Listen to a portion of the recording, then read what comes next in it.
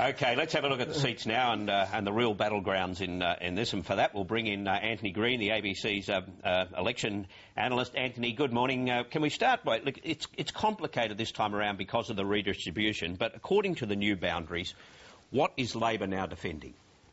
Well, on the new boundaries, Labor is defending 88 seats. They can lose up to 12 seats, which is a uniform swing of 1.4%, before they lose their majority.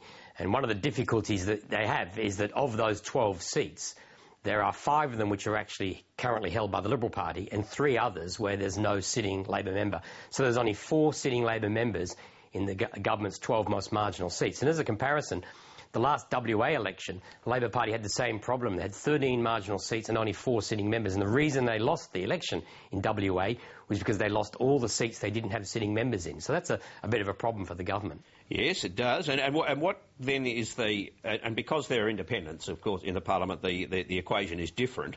So what's the task ahead for the coalition to win?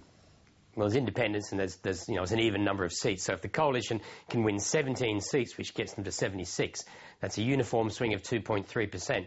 They can get into majority government. I should point out that if the government can lose office with 51% of the two-party preferred vote.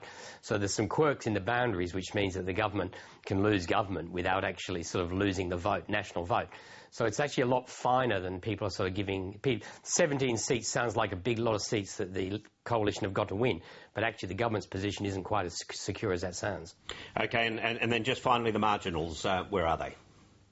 Well, most of the marginal seats are north of the Murray, that for some peculiar history of geography and history that South Australia and Victoria don't have many marginal seats. Most of the marginals are in New South Wales and Queensland. There's 10 seats, under 4.5% for the Labor Party in Queensland. There's half a dozen or so in New South Wales. The redistributions in both states have been quite massive, and there's sitting members in the wrong seats, and it makes it very complex to sort of keep your eye on. And I think you'll see a lot of the leaders will be spending their time in Queensland and New South Wales because that's where there's most bang for your buck in terms of seats. Antony Green, thank you. Enjoy the campaign.